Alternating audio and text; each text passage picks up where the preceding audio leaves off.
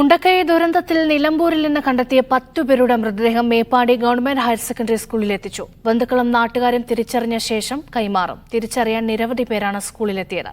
20 മൃതദേഹം കൂടി ഇവിടെ എത്തിക്കും. വിവരങ്ങൾ നൽകാൻ ടി അനീസ് അലി ചേർന്നുണ്ട്. അനീസ്, എന്താണ് അവിടെ ഇപ്പോൾ സംഭവിക്കുന്നത്? മൃതദേഹങ്ങൾ തിരിച്ചറിയാൻ ആളുകളൊക്കെ എത്തിയിട്ടുണ്ടോ?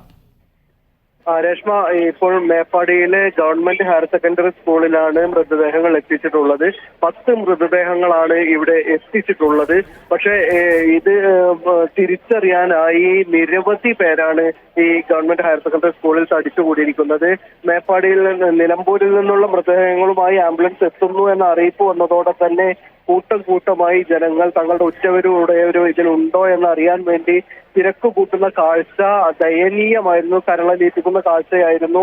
എന്തായാലും ആബാലവൃദ്ധം ജനങ്ങൾ, അതായത് പുരുഷന്മാരും സ്ത്രീകളും കുട്ടികളും വൃദ്ധരും ഒക്കെ തങ്ങളുടെ പ്രിയപ്പെട്ടവർ ഇതിലുണ്ടോ എന്ന് തിരയാൻ വേണ്ടി വന്നു നിൽക്കുന്ന കാഴ്ച വലിയ പ്രയാസകരമായ കാഴ്ചയായിരുന്നു.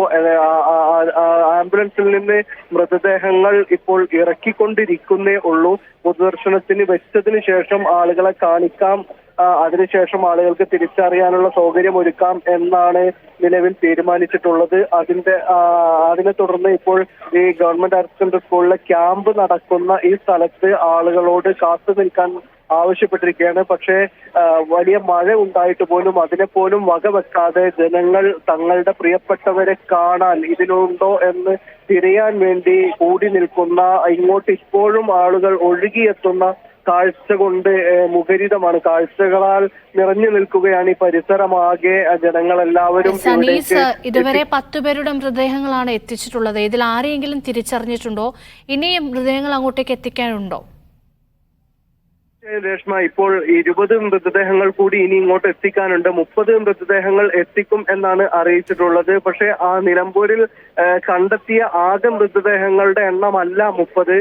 പക്ഷേ ആദ്യഘട്ടത്തിൽ 30 മൃതദേഹങ്ങൾ ഇവിടെ എത്തിക്കും എന്നാണ് അറിയിച്ചിട്ടുള്ളത്. അതിൽ 10 മൃതദേഹങ്ങളാണ് എത്തിയിട്ടുള്ളത്.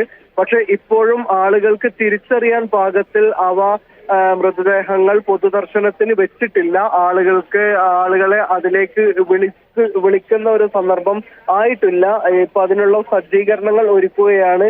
ഇവിടെ അതിനുള്ള വേദി ആദ്യം തയ്യാറാക്കിയിരുന്നു. എവിടെയാണ് മൃതദേഹങ്ങൾ പൊതുദർശനത്തിന് വെക്കേണ്ടത്, ജനങ്ങൾക്ക് വലിയ ആൾക്കൂട്ടം വന്നാലും വലിയ തിരക്കില്ലാതെ കാണാവുന്ന രീതിയിൽ എവിടെ സംവിധാനിക്കാനാകും എന്ന് ആലോചിച്ച് അതിനുവേണ്ടി ഗ്രൗണ്ട് പ്രത്യേകം സജ്ജമാക്കിയിരുന്നു.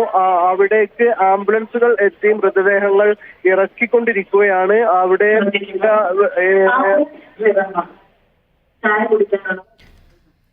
അനീസ് അലിയാണ് വിവരങ്ങൾ നൽകിക്കൊണ്ടിരിക്കുന്നത്. ഏറ്റവും സങ്കടകരമായ കാഴ്ചയാണ് അനീസ് അലി അവിടെ നിന്ന് റിപ്പോർട്ട് ചെയ്യുന്നത്.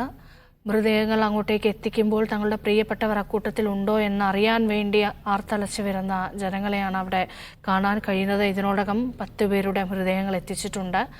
20 മൃതദേഹങ്ങൾ കൂടി അങ്ങോട്ടേക്ക് കൊണ്ടുവരും. നിരവധി പേരെ കാണാനുള്ളത് കൊണ്ട് തന്നെ ആളുകളൊക്കെ വലിയ അങ്കലാപ്പിലാണ്.